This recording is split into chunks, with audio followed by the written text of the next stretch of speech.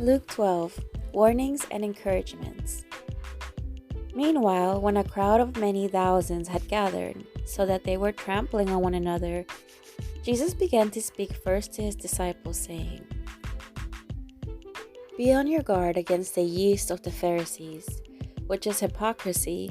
There is nothing concealed that will not be disclosed, or hidden that will not be made known. What you have said in the dark will be heard in the daylight, and what you have whispered in the ear in the inner rooms will be proclaimed from the roofs. I tell you, my friends, do not be afraid of those who kill the body, and after that can do no more. But I will show you whom you should fear. Fear him who, after your body has been killed, has authority to throw you into hell. Yes, I tell you, fear him. Are not 5 sparrows sold for 2 pennies? Yet not one of them is forgotten by God. Indeed, the very hairs on your head are all numbered. Do not be afraid. You are worth more than many sparrows. I tell you, whoever publicly acknowledges me before others, the Son of Man will also acknowledge before the angels of God. But whoever disowns me before others will be disowned before the angels of God. And everyone who speaks a word against the Son of Man will be forgiven. But anyone who blasphemes against the Holy Spirit will not be forgiven. When you are brought before synagogues, rulers, and authorities, do not worry about how you will defend yourselves or what you will say, for the Holy Spirit will teach you at that time what you should say. The parable of the rich fool. Someone in the crowd said to him, Teacher, tell my brother to divide the inheritance with me. Jesus replied, Man, who appointed me a judge or an arbiter between you? Then he said to them, Watch out. Be on your guard against all kinds of greed. Life does not consist in an abundance of possessions. And he told them this parable. The ground of a certain rich man yielded an abundant harvest. He thought to himself, What shall I do? I have no place to store my crops. Then he said, This is what I'll do. I will tear down my barns and build bigger ones, and there I will store my surplus grain. And I'll say to myself, You have plenty of grain laid up for many years. Take life easy. Eat, drink, and be merry. But God said to him, You fool!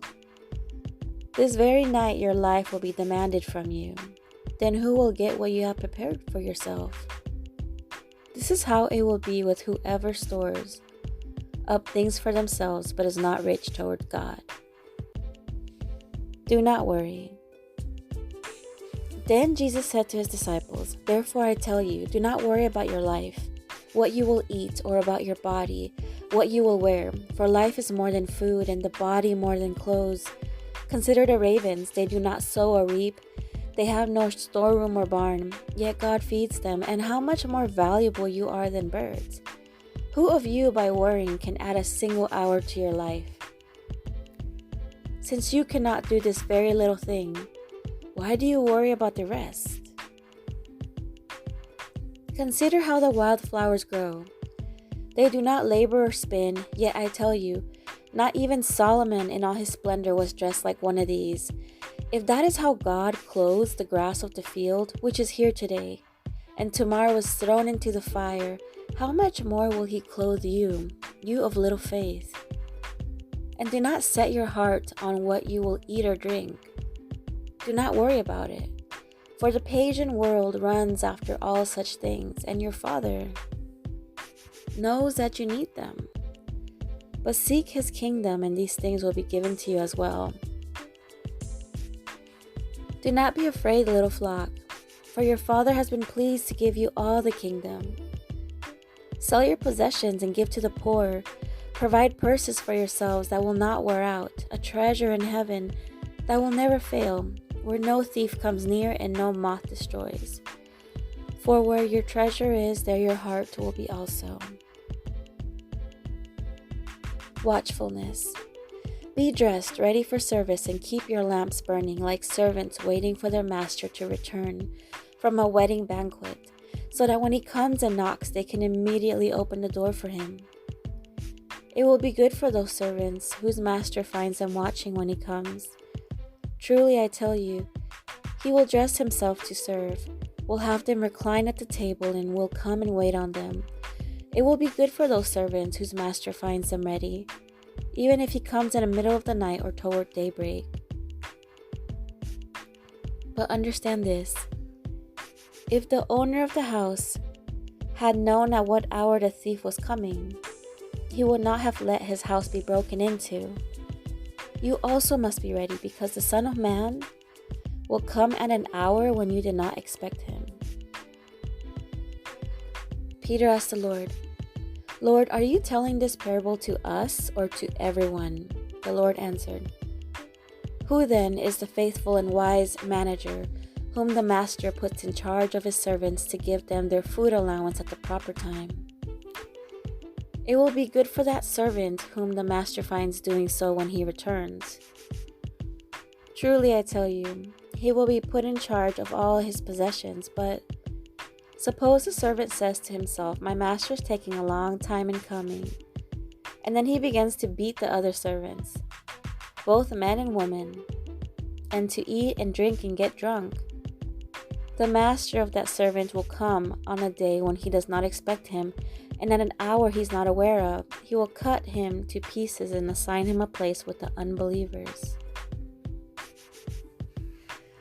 The servant who knows the master's will and does not get ready, or does not know or do what the master wants, will be beaten with many blows. But the one who does not know and does things deserving punishment will be beaten with few blows. From everyone who has been given much, much will be demanded, and from the one who has been entrusted with much, much more will be asked. Not peace, but division. I have come to bring fire on the earth, and how I wish it were already kindled, but I have a baptism to undergo, and what constraint I am under it is completed. Do you think I came to bring peace on earth? No, I tell you, but division. From now on, there will be 5 in one family divided against each other, 3 against 2, and 2 against 3. They will be divided, father against son, and son against father, mother against daughter, and daughter against mother, mother-in-law against daughter-in-law, and daughter-in-law against mother-in-law." Interpreting the times. He said to the crowd, "When you see a cloud rising in the west, immediately you say, 'It's going to rain,' and it does. And when the south wind blows, you say, 'It's going to be hot,' and it is. Hypocrites, you know how to interpret the appearance of the earth and the sky. How is it you don't know how to interpret this present time? Why don't you judge for yourselves what is right? As you are going with your adversary to the magistrate, try hard to be reconciled on the way, or your adversary may drag you off to the judge, and the judge turn you over to the officer, and the officer throw you into prison. I tell you, you will not get out until you have paid the last penny."